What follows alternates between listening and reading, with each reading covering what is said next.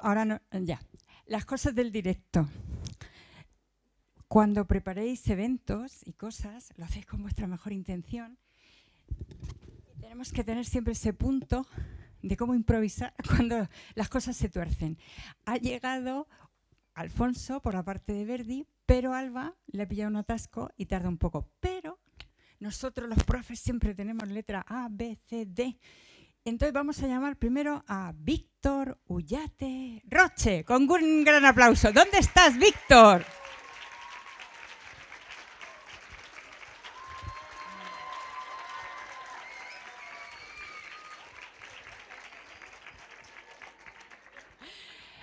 No era mi plan B, ya lo sabes, era mi plan A. Víctor era la persona que era sorpresa, porque yo le llamo mi amuleto de la suerte, porque tenerlo a él ya sé que las cosas van a salir bien. Y entonces le pedí que fuera el primero en comentar la película. ¿Pero es por qué? Comparte mucho con Alba. Comparte Un padre y una madre famosos. Comparte un documental que tendrán que ver después de ver este, porque hay que aprender cómo se cuentan las cosas con respeto, con cámara, cómo se mira, ¿verdad? La grafía. Pero él habla desde el cuerpo, la danza, que interpreta la música. Aquí hemos tenido la música. Él ha pisado muchos escenarios y además vienes muy calentito de haber preparado algo maravilloso que ahora nos cuentas en primicia. Pero yo le he pedido que con ese intercambio de generaciones y con esa mirada de alguien que también ha tenido que hacer sus conversaciones pendientes, y en ese documental que habéis hecho de vuestro padre, yo me imagino que habéis tenido muchas conversaciones pendientes, de esas que ponen en valor palabras difíciles que no queremos oír nunca. En el de hoy, por ejemplo, muerte, adicción, ¿no? Conversaciones que cuando las sacamos nos quedamos al principio encogidos, nos duele, lloramos, pero luego nos sanamos y podemos decidir vivir. Porque este es un canto a la vida, el de hoy. Y es un canto a la vida y al arte, el de tu padre, y cómo estáis vosotros en su familia. Así que, como no está Alba, luego le diremos a ella. Pero ahora tú, coméntanos tus emociones, tus sentimientos, desde el doble documental, el tuyo y el de Alba. Y cuando venga Alba, le contaremos a ella lo que te ha parecido el suyo. Bueno, pues muchas gracias por ese recibimiento. Gracias.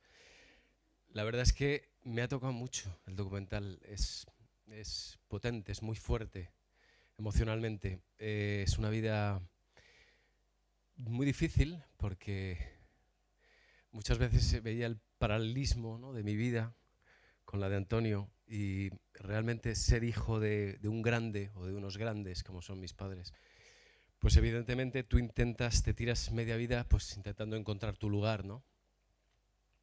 Y ya cuando lo encuentras, pues Antonio, en este caso, pues cae en ese mundo tan horroroso que son las drogas, que es un placebo en un primer momento, pero que luego se convierte en una pesadilla, ¿no? Por favor, chicos, nunca caigáis en eso, porque eso es un arma de doble filo, es algo terrible. Entonces este documental es algo que enseña mucho, y enseña a lo que tenemos que decir que no. Tenemos que ser fuertes, tenemos que decir no, yo no voy a pasar por aquí, ¿vale? Ya bastante difícil es la vida muchas veces emocionalmente, sobre todo en estos tiempos que corren con las redes sociales, con el que dirán, la exposición, ¿no? Que es muy difícil, es que es difícil la vida, ya lo dice el documental, ¿no? Muchas veces se nos plantean muchos momentos que tenemos que ser fuertes, y una droga no es la solución, ¿vale? No es la solución para nada. Hay que ser fuertes y hay que encararlo desde la fortaleza psicológica, ¿no? Este documental hablaba del paralelismo que tiene sobre mi vida, y es que yo muchas veces yo me llamo Víctor Ullate, como mi padre, ¿no? Y a veces le he reprochado, ¿no? ¿Por qué? ¿Por qué me dio su mismo nombre, ¿no? ¿Por qué no me dio una identidad? ¿Por qué no me daba igual, me da igual el nombre, ¿no? Entonces, en un momento dado de mi vida, yo quise cambiarme el nombre. Pero yo ya tenía un lugar, ¿no? Yo me había encontrado mi lugar, que era las artes escénicas, no solamente la danza, que yo empecé por la danza, empecé a bailar, porque era lo único que se me daba bien. Porque no se me daban bien los estudios, yo tenía un déficit de atención brutal y no me podía concentrar, entonces yo me sentía el niño más tonto del mundo. Entonces cada uno tenemos inteligencia para algo, yo tenía inteligencia para las artes. Entonces yo empecé a bailar, porque si no me hubiera deprimido mucho en mi vida, y empecé a bailar y vi que era lo mío, que se me daba bien. Que lo entendía, que tenía inteligencia, que no era un torpe, que no era tonto. Entonces empecé a bailar y a raíz de ahí pues ya me fui a una escuela, me saqué la carrera de danza clásica con matrícula de honor, o sea, eso quiere decir que se me daba bien. Pero luego descubrí la interpretación, ¿no? Y dije, wow, esto me puede diferenciar en mi vida, aparte de que me encantaba, ¿no? Pero era como buscar mi camino también, ¿no? Igual que Antonio buscaba a través del rock, buscaba esa diferenciación con su familia, ¿no? Entonces ahí encontré mi lugar y dije, vale, este es mi lugar, este es mi camino. Y ahí, sí. ¿Ha venido Alba? Tu lugar, sí. Porque allí en el fondo, mira quién tenemos. Vamos a ver. Tenemos a Alba. Sorpresa, pasando por la alfombra, como habíamos dicho.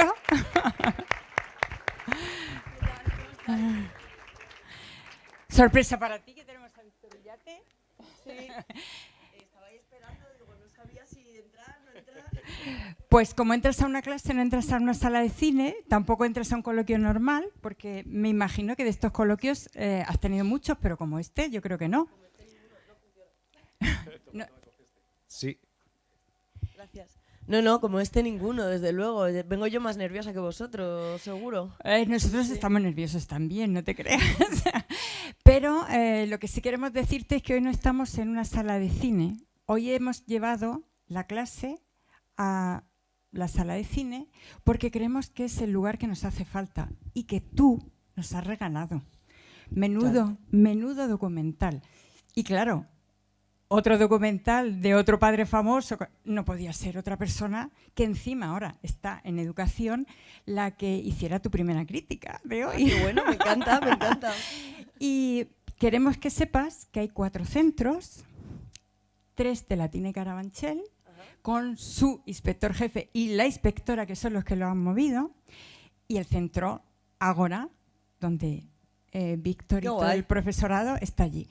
Y lo que queremos fundamentalmente es hacer una clase. No te creas que vamos a hacer un coloquio al uso, sino que cada uno va a ir expresando entre generaciones, con mirada de educación. Porque además tenemos la suerte, 2 de las personas que estamos aquí, que ya te vimos en Cinesa, y tú no sabes que el lunes de tu estreno lo hicimos en la Universidad de Segovia, con comunicación, publicidad, educación, está grabado, y allí lloraron profesoras, lloraron alumnos, compartieron visiones muy diferentes, porque era en un campus universitario haciendo ciencia y diciendo lo que allí había. Pues eso queremos hoy. Entonces vamos a empezar contigo primero, que yo lo sé y es un truco. ¿En tu instituto tú ibas al cine? ¿Te hacían cosas de estas? Al cine muy poco. ¿Poco como cuánto? Como poco nunca. Eso era lo que quería oír. Como nunca. Bien, el poco nunca me encanta. Y ahora que tú estás viendo que se puede ir al cine y se puede ver de otra manera, como lo viste ese otro día con los padres, aquí con profesores, con inspectores, ¿tú crees que habría que caminar por ahí? Hombre, por supuesto, pero vamos, es que yo creo que es el sentido de la cultura, ¿no? O sea, la cultura y la educación es como que se supone que tiene que ir de la mano, entonces a mí me parece, vamos, a mí me habría gustado cuando iba al instituto que me hubiesen sacado al cine, al teatro íbamos, pero que me hubiesen sacado más al teatro y haber podido tener experiencias así, claro que sí. Bueno, pues no sabes que tenemos cámara, que nos están grabando y que tus palabras quedarán para la posteridad. Que quede para la posteridad. Sí. Lo he dicho yo, se tiene que hacer. Sí, el ministro de Educación que toque, que te oiga. Bueno, pues vamos a pasarle el micrófono a Víctor porque le hemos dejado que hablara de lo suyo, esperándote a ti, porque era la primera crítica 3x1. ¿Tú no sabes lo que hacemos en educación? Pues mira, como trabajáis mucho, yo siempre les digo que no podemos decir que no nos gusta una película, porque habéis trabajado y os habéis esforzado. Que hay que hacer 3x1, que es muy anglosajón.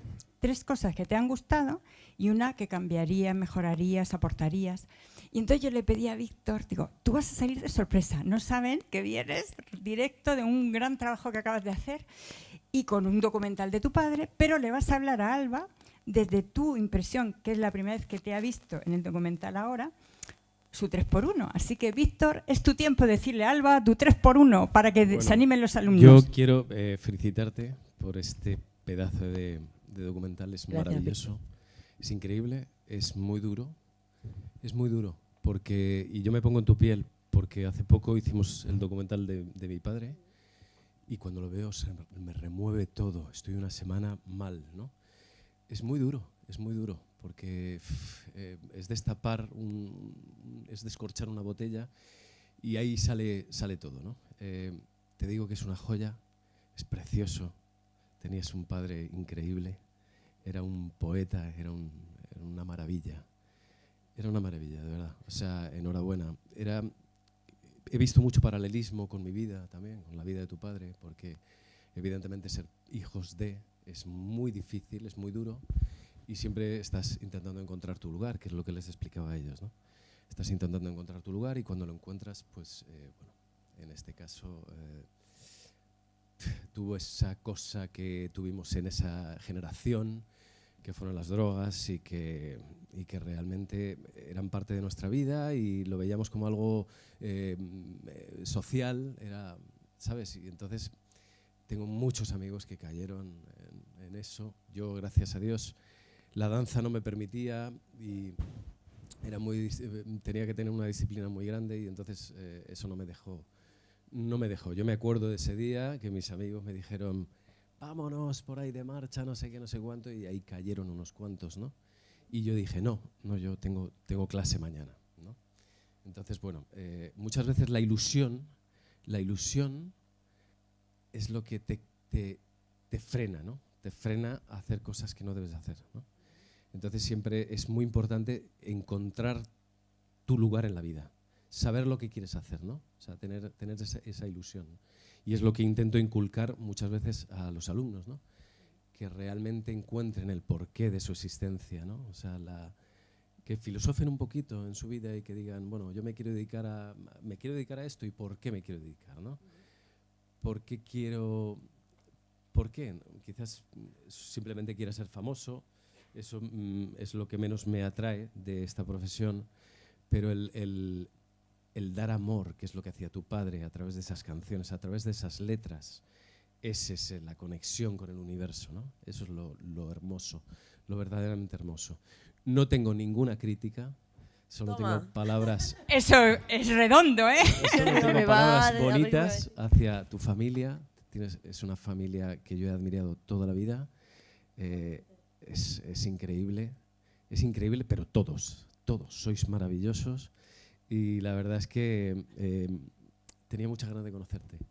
Qué alegría, pues ahora tenemos ganas de conocer qué piensan los alumnos. Vamos a dar 2 palabras primero, porque luego tenemos más sorpresas. A ver, ¿quién se anima a su crítica 3x1, a preguntar algo? ¿Quién quiere decir algo? Yo le llevo. Vale, allí ya hay una primera.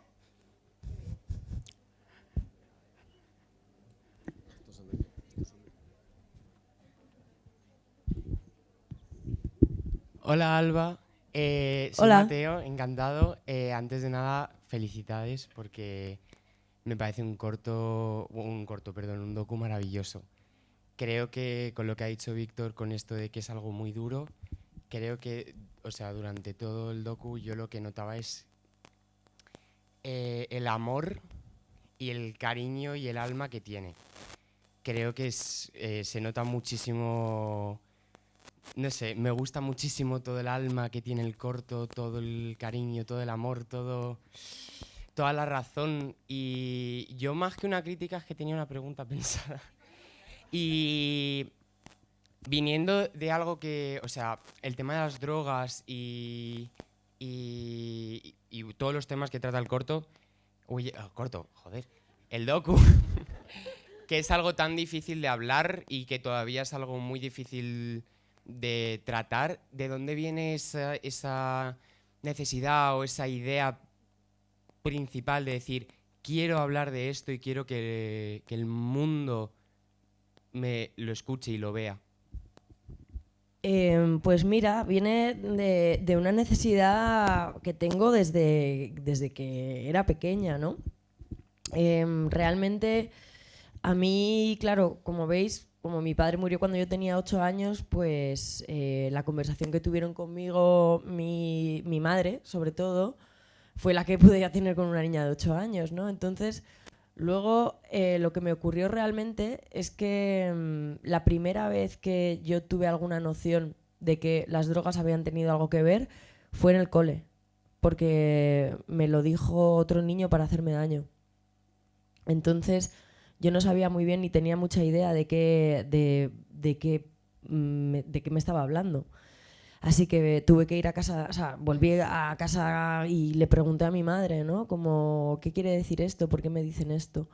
Y entonces ahí mi madre, la verdad es que estoy contenta porque creo que lo hizo muy bien, porque con el tema de las drogas es muy fácil hacer dos cosas, o estigmatizar muchísimo, ¿no?, a las personas que las consumen o que tienen problemas con su consumo, o romantizarlo, ¿no? Y que te parezca que, yo qué sé, que eso te va a dar algo de, o no sé, una experiencia mejor en la vida, o te va a hacer mejor artista, o no, como de hecho en esa generación, en la generación de mi padre, pues eran muy fans de Lou Reed, Jimi Hendrix, ¿no? Toda una generación que también se relacionó mucho con las drogas, eran muy artistas y entonces hacían como conexión de lo uno con lo otro y parecía que porque se drogaban eran mejores artistas, pero no es necesariamente así, no tiene nada que ver. Entonces, yo creo que mi madre me colocó bastante bien en ese sentido, ¿no? Como de saber que, bueno, las drogas son una herramienta, se usan en medicina, como todos sabemos, hay gente que lo usa de manera recreativa y tienen muchos riesgos. Esa es la verdad, conllevan muchos riesgos. Entonces, bueno, es fácil que tengas problemas con una sustancia que te altera, ¿no?, tu manera de ser, que encima te genera un enganche físico. Y dentro de las drogas, la heroína es una de las más, digamos, que físicamente más engancha. Esto es lo que me explicó mi madre y hasta el día de hoy la verdad es que me parece muy buena explicación. Luego me contó, ¿no?, pues que como mi padre pues había fallecido pues un poco por el abuso de muchas sustancias juntas, ¿no? Y también por ese duelo tan grande que había tenido de 15 días en los que no se había cuidado mucho físicamente porque había tenido problemas con las drogas anteriormente, ya llegaba tocado de salud, entonces su cuerpo no lo pudo resistir, ¿no? Como se pasó de lo que él creía que podía tomar. Entonces, bueno,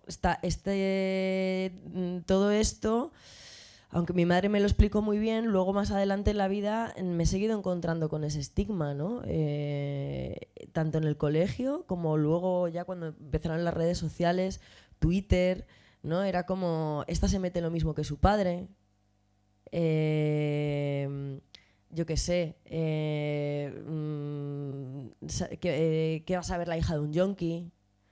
O sea, cosas muy duras, ¿no?, que me han ido diciendo a lo largo de mi vida, y yo sentía que no era justo reducir a ninguna persona a ningún problema que tenga, ¿no? Y este es un problema más. Y también me parecía muy hipócrita que pasa algo como con las personas que tienen problemas con el consumo de heroína, que parecen que son como peores que otras personas que tienen problemas con el consumo de otras sustancias y, por ejemplo, ahora mismo vivimos en un mundo súper medicalizado con drogas de farmacia y gente que tiene problemas fuertes con drogas de farmacia. Entonces, había algo que me parecía hipócrita, poco informado también. También, como ha contado Víctor, le pasó a toda una generación, ¿no? Es como... Claro que hay responsabilidad individual, porque ante una situación tú puedes elegir lo que hacer, pero hay algo como que llama a hacer una reflexión más grande que a tantas personas en aquel momento les pasara eso. Eso dice algo de lo social, dice algo del sistema, de lo sistemático. Entonces, merecería la pena hacer una buena reflexión sobre esto. Y creo que no se ha hecho, porque había mucha vergüenza, ha habido mucho tabú, la gente lo ha ocultado. Mi padre, por ejemplo, era un privilegiado dentro de lo que cabe, porque venía de una buena familia, una familia que tenía posibles y podían mandarle a una clínica y podía intentar desintoxicarse, pero hay otras vivencias de otros barrios, probablemente de Carabanchel, de La Latina, que la gente no tenía esa posibilidad, era mucho más difícil acceder a algo que te pudiese servir para poder reconducir tu vida en otro sentido, ¿no? Y creo que para esas historias todavía hay espacio y hay necesidad de escucharlas y de que haya una buena reflexión comunitaria para terminar de desestigmatizarlas, ¿no? Y comprender mejor lo que pasó, porque lo malo de estigmatizar y de romantizar es que no soluciona nada. El otro día en un coloquio una señora me levantó la mano y me dijo que ella era su hijo de 28 años no hacía mucho que había muerto de manera parecida. Y claro, a mí me enfada porque digo, joder, si en la época de mi padre se hubiese empezado a mirar todo esto de otra manera, ¿no? Con más inteligencia, simplemente con más inteligencia, ¿no? Con menos estigmatización y romantización, que son dos cosas que denotan poca inteligencia. Si se hubiese hecho más intentos por comprender qué es lo que estaba pasando en ese momento, igual el hijo de esta señora pues no se habría muerto de esto, porque se habría podido comprender de otra manera, se podría haber trabajado de otra manera toda su adicción, ¿no? Porque hay un ciclo que tiene que ver con la vergüenza, con la culpa, que eso lo que hace es que precisamente empuje más a estas personas a refugiarse en las drogas, porque total, si ya soy una mierda, ¿qué más me da? Me voy a autodestruir.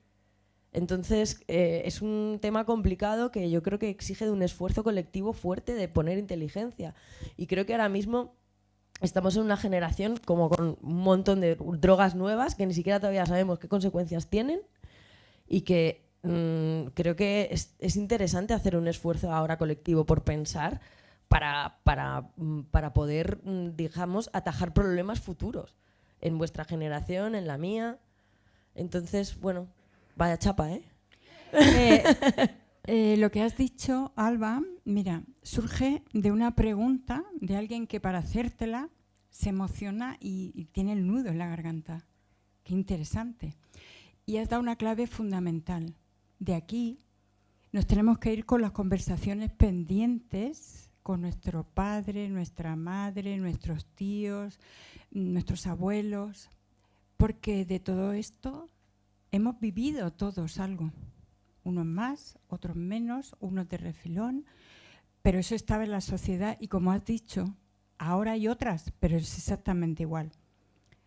Hablar con tu madre es muy bonito, como lo has dicho. Te supo hablar de 8 años y ahora habéis sabido las dos hablar a muchas madres y abuelas del mundo.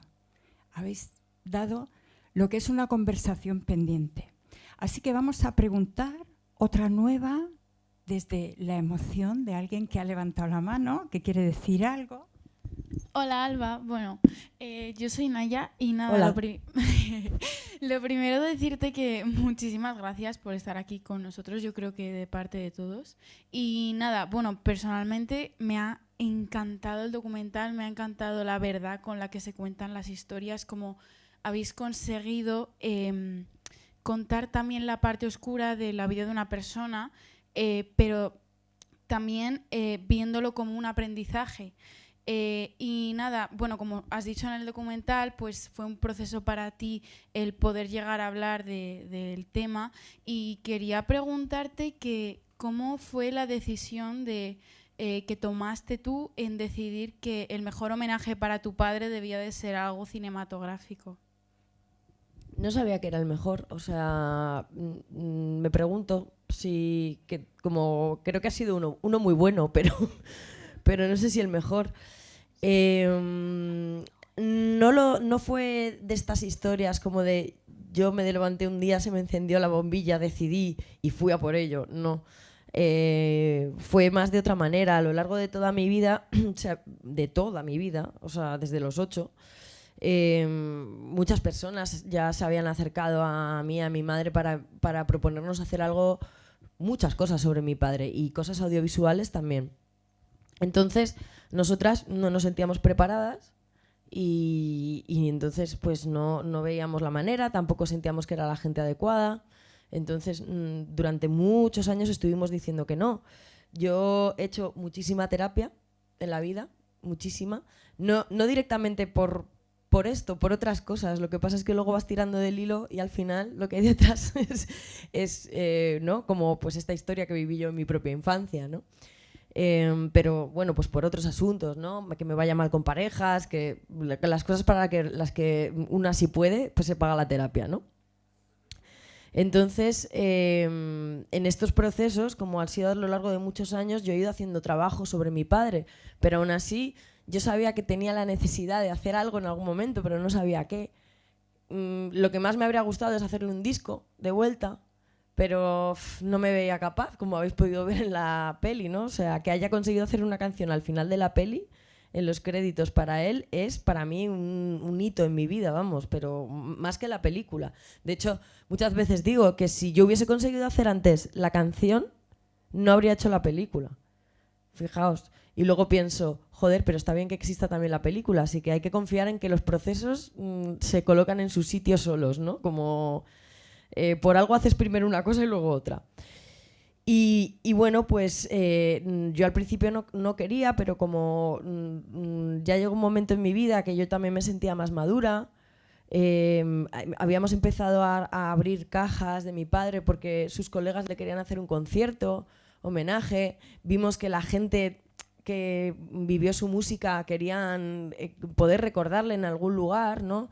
Y también pensábamos que había otro mogollón de gente que pues igual me conoce a mí por las series, etcétera, etcétera, pero no sabe quién fue mi padre. Y entonces a mí me parecía que eso había que también sentía el deber de restaurarlo, ¿no? Entonces, por todas estas cosas, cuando aparecieron con la propuesta de un documental, yo dije, vale, hacedlo. Y no me quise involucrar, pero sí que di mi opinión y dije, yo quiero que lo dirija esta persona, que era Isaki Lacuesta, el director.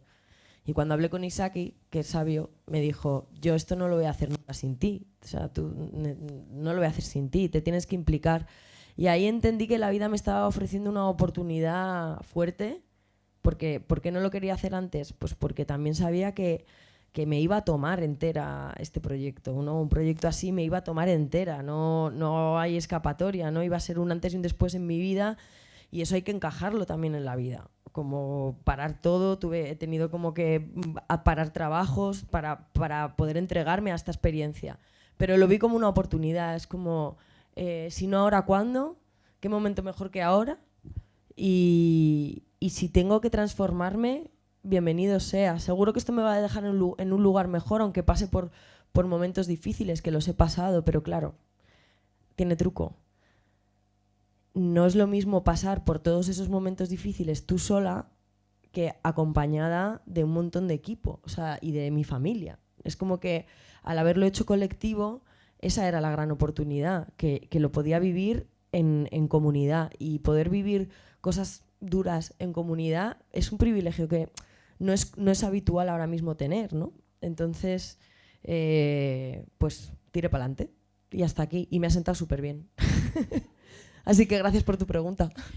La elección de Isaki, te voy a trasladar las palabras de una profesora cuando lo vio en Segovia de comunicación audiovisual, que dijo que le encantaba las decisiones que habíais tomado en contención, en respeto con la cámara, por ejemplo, para que lo veamos gráficamente, cuando tus tías están hablando y a ti no se te ve la cara y se te respeta, porque creemos que en esta sociedad de exposición y de sobreexposición habéis dado una clase de ética de lo que hay que contar, de lo que hay que dejar que cada cual viva, y además habéis puesto un punto muy bonito para la gente que viene aquí y que está queriéndose dedicar al arte o al cine, que es cuando metéis la parte gráfica, metéis esos dibujos, esa animación.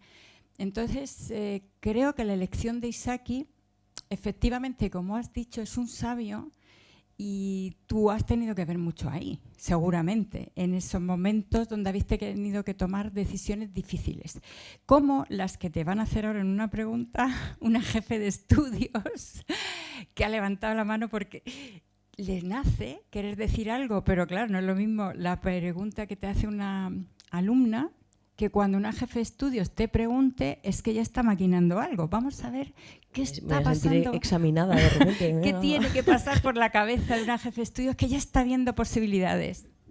Bueno, lo primero, muchas gracias. Y bueno, Mercedes, para nada iba a hacer la pregunta como jefe de estudios, la iba a hacer como persona que ha venido a ver la película, el documental. Muchas gracias, ya lo han dicho todos. A ti. Quiero también decir que a mí me ha sentado muy bien ver el documental, a ti hacerlo y a mí verlo. Yo creo, bueno, yo soy la jefe de estudios del IES Renacimiento, soy profesora de lengua y literatura. Agradezco también mucho al servicio de inspección que nos haya invitado, porque creo que ha sido una gran oportunidad. Y lo que voy a contar es una cosa muy personal, o sea, que no va a ser como jefe de estudios. Yo recuerdo perfectamente, yo tengo muchos años ya, entonces recuerdo muchas cosas de Antonio Flores, lógicamente. Y además, una de las cosas que dice él en el documental, yo siempre he tenido amigos mucho mayores que yo. Así que si yo conocí a Antonio Flores, pues mis amigos mucho más. Soy de una generación, por hablar transversalmente del tema de las drogas, soy de Carabanchel en los años 80, un barrio muy machacado por esta situación, donde todos hemos tenido a alguien cerca, unos más, otros menos, donde ha habido toda una generación, como yo digo, de abuelas y de abuelos, de padres un poco desaparecidos, y eso ya lo he vivido como jefe de estudios en las aulas. Y pero lo que sí que me ha gustado mucho, y lo retomo un poco lo que acaba de decir Mercedes, es ese plano, ¿verdad?, en la cabaña, porque me ha gustado mucho la necesidad de hablar del dolor. Creo que estamos todos ahora muy preocupados por la salud mental de nuestros adolescentes, muy preocupados, no sabemos el camino que nos deparan todas estas nuevas drogas, pero es verdad que es una preocupación social que de nuevo no estamos abordando, o sí, pero de aquella manera y como podemos. Y yo creo que la necesidad que tú plasmas de hablar de ese dolor, como lo hizo una de tus tías, me parece, ahora mismo no recuerdo cuál de ellas, hay que sacar el dolor, porque el dolor se queda dentro. Y si no lo sacan, si no lo sacáis, ¿verdad?, junto con la alegría, pues al final esa salud emocional se ve un poco, digamos, como mínimo deteriorada.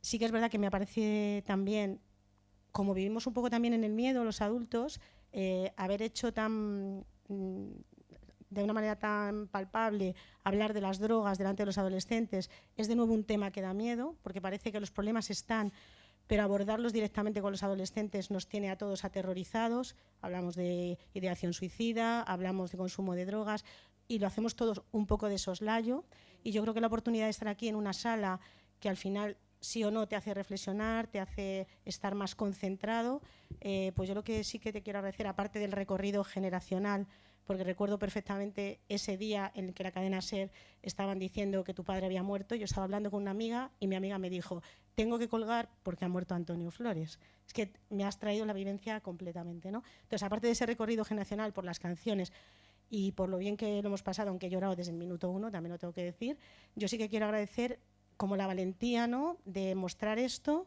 primero personal, que me parece absolutamente alucinante que haya sido capaz, pero sobre todo que si a ellos les sirve, y no tener tabú de algunos temas que efectivamente no estamos solucionando y no parece posible que vayamos a solucionar ni con los medios ni con la forma en que lo estamos haciendo ahora. Nada, pues era solo eso. Muchas gracias. Muchas gracias. A mí me gustaría contestarte algo. Claro, claro, es que queremos oírte porque tú has hablado de la red de tu familia y lo que te ha ayudado, pero fíjate lo que se está creando aquí, Sí, porque sí. tú también estás aquí. Así que cuéntanos. Pues estaba pensando en lo que estabas diciendo, ¿no? De cómo, qué difícil es abrir una conversación, ¿no? A mí me ha pasado y es como una pregunta que me hacen muchas veces es cómo después de 30 años sin hablar de esto con mi familia, de repente lo hago poniendo un montón de cámaras delante y un rodaje delante. Bueno, yo misma me lo pregunté, ¿no? O sea, quiero decir que cuando yo llegué allí, cuando hablo con mis tías y me dicen, nunca nos habías hablado de esto, yo también era la primera noticia que tenía, ya habiendo liado todo ese pollo, ¿sabes? De tener ahí un rodaje con gente que no conocíamos de nada, porque un rodaje son, pues, 40 personas alrededor, cada una haciendo su trabajo, ¿no? Y yo decía, coño, ¿sabes? Yo para mí misma, ¿y por qué he hecho esto así? ¿Sabes? ¿Por qué no las he cogido un día para hablar de esto? ¿Por qué he liado esto así, no? Y entre otras cosas, hay una que creo que puede ser interesante para esto que este dilema que planteas, que es el vehículo artístico. Y es que es muy difícil muchas veces en lo cotidiano de tu vida, en lo cotidiano de las vidas de las familias, tener la conversación. O sea, sentar a tu familia y de verdad abrir esa conversación como con la contundencia que requiere de lo importante que quieres hablar. Porque muchas veces estas conversaciones se dan mientras pones la mesa, estás comiendo y entonces no sé qué. Y los adultos también se escapan, ¿no? Sí, bueno, ya te lo cuento otro día. Tú mismo te escapas y dices, bueno, nada, no he dicho nada, ¿sabes? Esto es así, es muy difícil. Entonces, ahí pasan dos cosas. La cámara, por ejemplo, da el aquí y ahora para la perpetuidad. Y entonces, situar a todo el mundo en el aquí y ahora para la perpetuidad no se deja nada fuera. O sea, hay que hablar aquí y ahora de lo que hay que hablar, ¿no? Eso lo da el ojo de fuera. Y luego hay otra cosa en cuanto al vehículo artístico, que realmente hay cosas que son duras, da vergüenza, no sabes cómo expresar con palabras de manera normal, y ahí mi padre era muy bueno con la música en ese sentido, ¿no? O sea, yo no dudo que tuviera conversaciones con mi madre, por ejemplo, sobre, yo qué sé, pues cuánto lo sentía no haber podido estar a su lado, pero mejor que se lo explico en la canción de 7 vidas, por ejemplo, no se lo pudo explicar en nada. Entonces, ahí a mí, claro, hay otras herramientas, por supuesto, pero a mí como artista me parece que la herramienta artística es la hostia. Y no hace falta ser excelente para que te sirva. Es decir, no hace falta aspirar a la excelencia o que seas el que mejor escribe poemas del mundo, ni el que mejor dibuja del mundo. Es importante, creo que como que debería ser asequible para todas las personas, porque es un bien de la humanidad, no está relegado solamente a una élite que es que se dedica a eso y gana dinero por hacerlo. Creo que es algo que es una riqueza que tenemos como seres humanos. Entonces, no sé, esta es un pensamiento que me apetece proponer, porque ya que estáis, ¿no?, en un programa cultural, es como animo a que seguro que lo hacéis, pero vamos, que a mí me parece que todo lo que les dé un espacio a las personas que disfrutáis de este programa a expresaros, a expresar lo que necesitéis, y todo vale, todo es válido el dolor, es válido el enfado, es válido la culpa, es válido la vergüenza, todo es válido, ¿no? Esto es una cosa también muy importante para haber hecho este camino, que fuera válido sentirme como me sintiera en todos los momentos, ¿no? Porque todo forma parte del proceso, y también cuanto más te resistes a una emoción, más poder tienes sobre ti, es así. Y la única manera es entregarte y expresarla de la manera que puedas. A veces es cantando, a veces es bailando, o a veces lo puedes nombrar lo que te pasa, que también está bien. Entonces, ¿has visto por qué la jefe de estudios estaba allá y tú ya le has dejado de ver a todos los profes que hay aquí, que hay muchos? Es decir, la parte artística, llevamos años diciendo que la educación no sin artes, ¿verdad, Víctor? Ahí estamos. Y acabas de dejarlo bien claro. Espero que los políticos te vean cuando vean la grabación, alguno, y le cale. Pero tú tienes una anécdota antes de que pase la palabra, porque viene la Navidad y como has tocado la conversación de la familia, que me encantó cuando se lo contestaste a los chavales. ¿Qué pasa con tus mayores cuando el rodaje y se ponen a hablar y tú no te encuentras tu sitio? ¿Y qué pasa con la cámara? Esa bromita que les va a encantar porque viene la Navidad. Y claro, tú has dicho, es que a veces es difícil. Cuenta, ¿qué te pasaba a ti? Es que a veces es muy difícil. O sea, aquí habéis visto, o sea, esto está muy montadito y tal, pero el primer día que rodamos con mi tía, con mi madre, con mis 2 tías y con mi madre y yo, ¿qué creéis que pasó? No me dejaban hablar. O sea, cero. Yo intentaba preguntar cosas y ellas no, porque sí, luego se contradecían. No, hombre, que eso no fue así. Yo, pero bueno, esperar un momento que tengo que hacer la pregunta y entre ellas también hablaban, se pisaban unas a otras y era como, hay que respetar los turnos de palabra porque si no luego no se puede montar en la película porque queda todo como un batiburrillo. Así que, pues sí, hasta los 40 años os va a pasar esto. Ya, misterio resuelto. Pero un misterio muy oportuno, porque en la comida de Navidad tú has dicho, bueno, hay que hacer conversaciones, pero muy bueno lo que has dicho en la parte artística. Como estamos en ámbito escolar, yo te diré que tenemos la enorme suerte de que algunos alumnos de esos que llamamos disruptivos sorprendan a sus compañeros y a sus profesores cuando toca una actuación artística. Así que muy bueno el mensaje que han mandado. Porque el mejor arte es el disruptivo.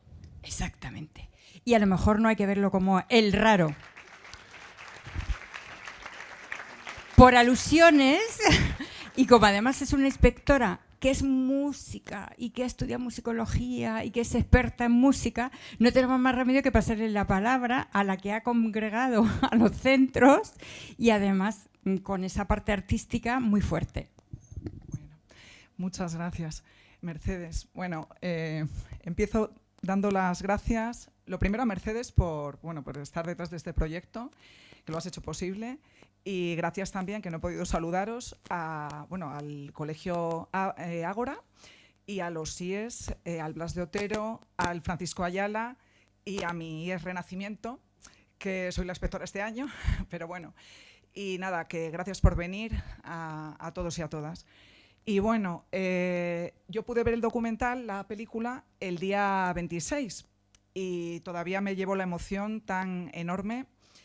Un regalo, Alba, de verdad, ha sido para mí, que soy pues de la generación de Esther, de la jefa de estudios del Renacimiento, pues un auténtico regalo, porque por una parte, tu padre formaba parte de nuestro universo, de mi universo. Yo también me acuerdo dónde estaba el día que faltó. Yo me acuerdo perfectamente de lo que decíamos, de que no podía ser, por lo que había pasado hacía 15 días, porque para mí, pues tu abuela también, cada vez que pienso en ella, pienso en esa imagen de Sevillanas de Carlos Saura, con esa belleza transparente, que bueno, está aquí Víctor, y qué voy a decir, ¿no? Una absoluta maravilla. Y bueno, paso muy por encima, pero quiero decir 2 cosas. Una, el tema de la formación en lo que es el lenguaje audiovisual. Damos por hecho que sabemos que tenemos formación audiovisual. Yo creo que no la tenemos. Yo soy profesora de música, como ha dicho Mercedes, y a mí me parece que damos por hecho que estamos formados y no.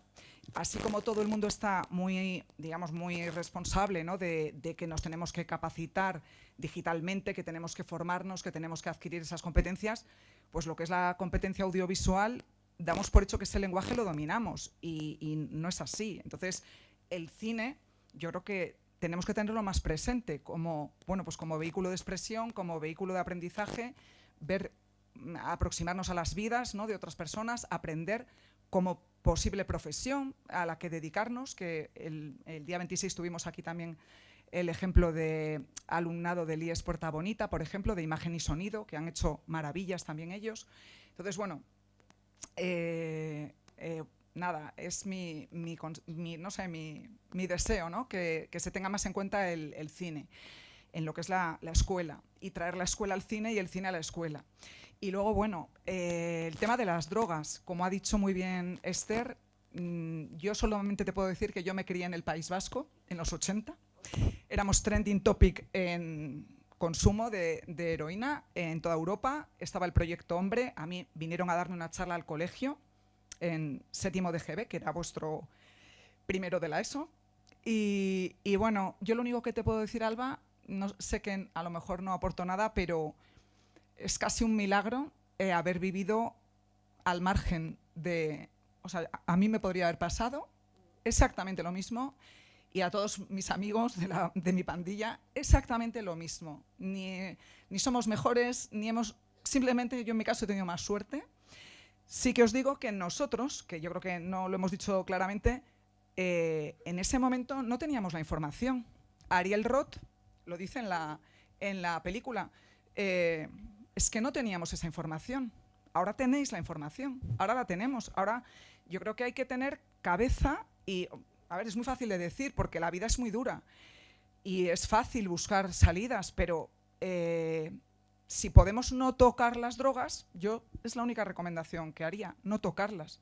Por una razón, porque como ha dicho Víctor, es que la vida ya es suficientemente fascinante, no es necesario vivirla a través de las drogas. Yo creo que ya bastante increíble es y bastantes cosas tiene, buenas y duras también, para poderlas vivir sin drogas.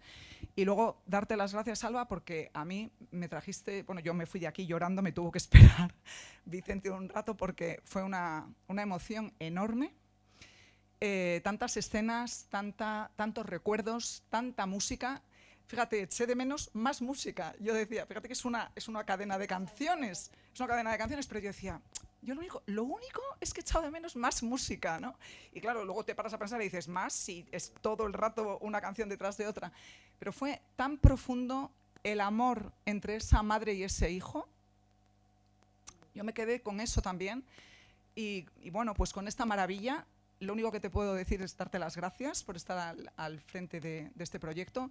Animarte que tú llevas ese duende de tu abuela, de tu padre, tienes... Lo que tú hagas, pues lo recibiremos como un regalo y lo tienes y pues nada, muchísimas gracias por todo.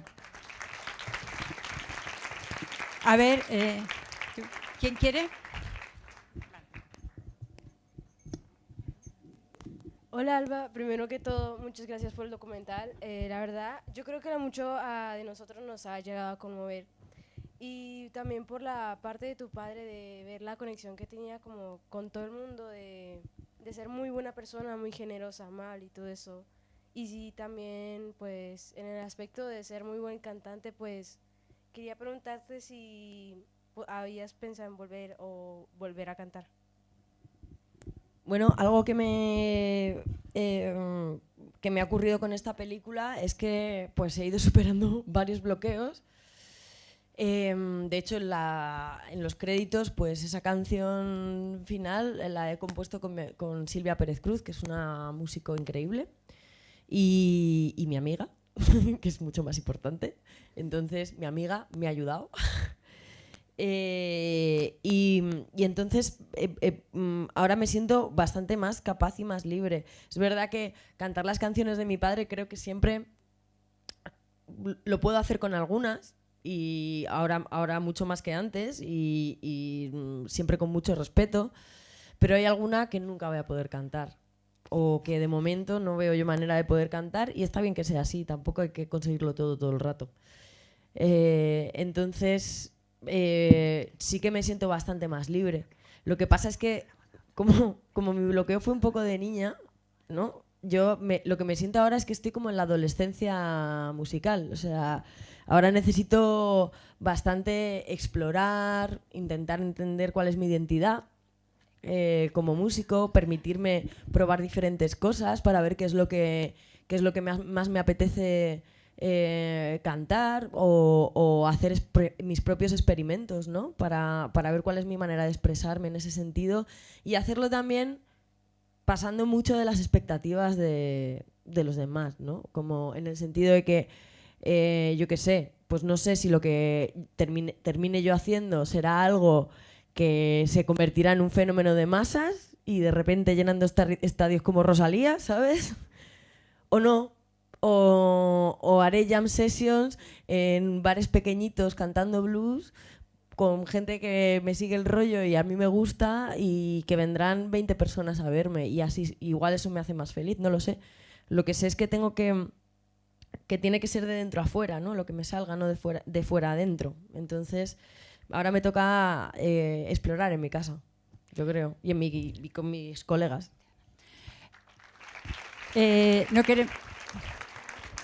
No queremos robarte más tiempo, pero no podemos cerrar sin algo que tú has estado diciendo todo el tiempo, que es la salud mental, cómo hacer. Entonces te hemos traído una sorpresa. ¿Sabes quién es? Pues es la psiquiatra infantojuvenil recién premiada en Europa como mejor psiquiatra infantojuvenil, totalmente en serio, en Roma.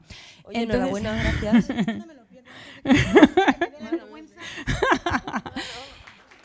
Nos Qué guay. parecía que... ¿Y por qué me habéis dejado a mí hablar tanto? Tenía que hablar esta mujer.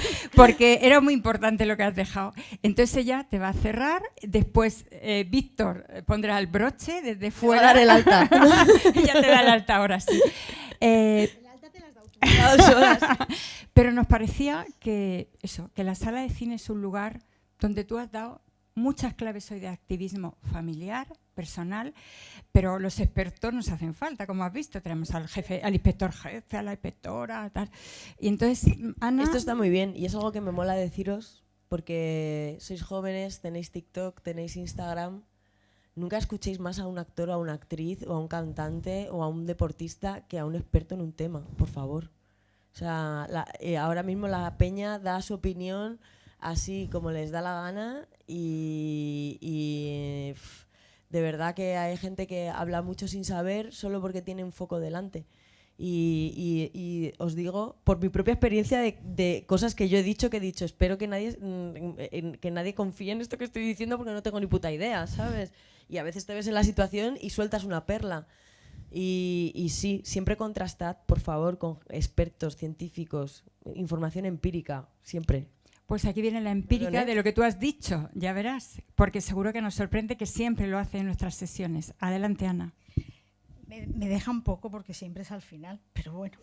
Bueno, yo felicitarte porque es verdad que los expertos tenemos muchas cosas que decir, pero a veces los caminos más importantes no los descubrimos nosotros y creo que la puerta de ese duelo y de todo lo que implica poner las cosas en su sitio cuando ha habido una experiencia traumática, la has encontrado tú. Posiblemente en otros muchos momentos has hecho terapia y nunca te acercaste a esa puerta. A veces las puertas llegan cuando menos se lo espera uno. Eso es hacer un duelo, eso es curar un trauma y a veces se hace en consulta y a veces no se hace en consulta. A veces se hace porque uno quiere hacer un homenaje a su padre. Yo os he oído hablar mucho sobre Antonio. Antonio para mí también, por motivos generacionales, es una figura pues que estará siempre ahí. Pero yo quiero hablar de Alba. Alba es el segundo eslabón de una familia de gigantes artísticos. Y creo que es verdad que en ese ambiente debe ser especialmente difícil encontrar la propia identidad. Creo que ella lo ha hecho de una manera magnífica y nos deja este regalo que quizá habría que ver en todas las aulas porque es una magnífica lección de educación emocional y de cómo se trabaja con los misterios familiares, que a veces es difícil pasar la barrera y aclararlos, con los estigmas, y creo que tiene la cabeza muy, muy bien puesta. Entonces, habéis hablado mucho de las drogas y por profesión no puedo dejar de tocar ese tema. Estáis hablando de las drogas en los 80. Pero estamos en el 2025 y en el 2025 la forma de consumir drogas es distinta, pero no es menor.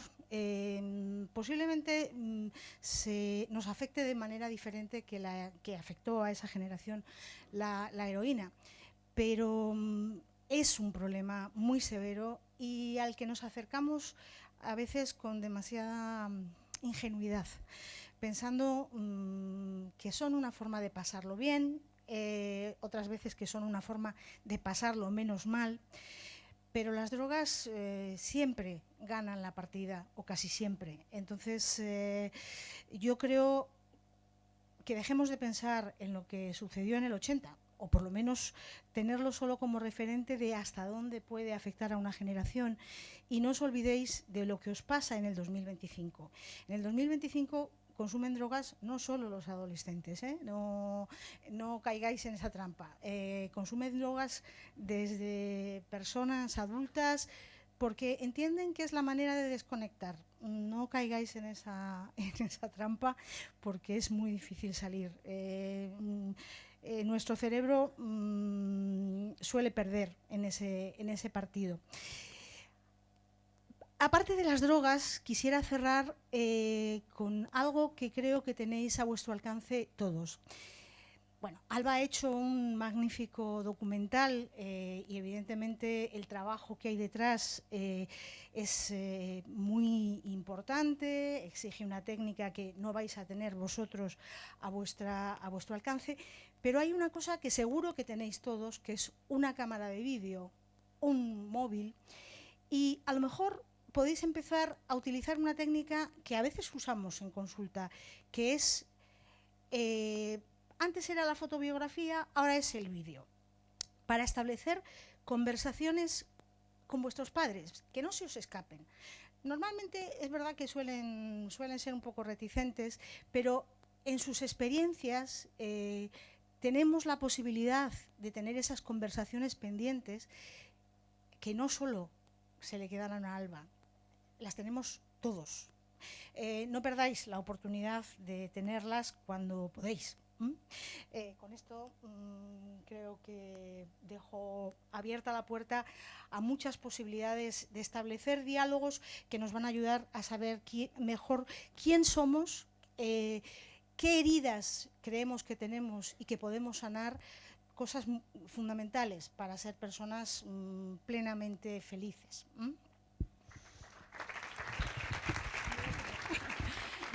Y ya para cerrar, la voz de Víctor. Bueno, nada, yo quería dar las gracias por hacer estos espacios tan maravillosos para esta profesión, para el arte, para la cultura. Y nada, y me gustaría que fuera Alba la que diera el broche final, que es la protagonista de esta sesión, ¿vale? Muchas gracias. Gracias, no sé. ¿Qué os digo? ¿Qué os digo? A mí me gusta... ¿Cuántos años tenéis? Yo estoy... Sabes que hay gente que os odia porque tenéis esa edad, ¿no? Bueno, pues a mí me encantáis. Sí, echo mucho de menos, de verdad. Echo mucho de menos yo mi propia adolescencia. Y antes de ayer se murió Robe, que es un músico de un grupo que se llama Extremo Duro, que era lo que yo escuchaba cuando tenía vuestra edad. Os lo recomiendo si queréis bichear. Es rock and roll, ¿vale? Pero porque no, creo que ahora ya el rock and roll no se lleva, pero tiene unas letras que son maravillosas, son pura poesía. Y no sé, me viene como deciros algo que tiene que ver con que os juro que lo que ahora mismo os parece insuperable pasará. Es de verdad. Y lo guay también pasará. Entonces, aprovechad lo guay de que sois jóvenes, de que podéis experimentar, de que tenéis derecho a probar, a equivocaros, a inventaros cosas nuevas.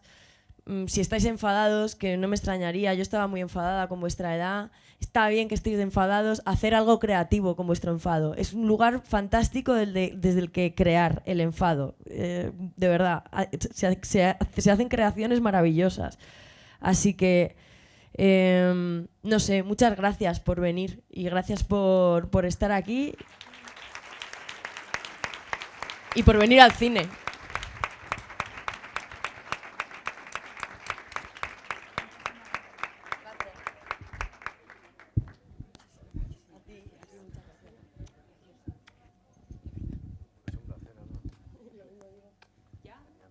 nos vamos a, a nuestros centros. Oh, otro día volveremos.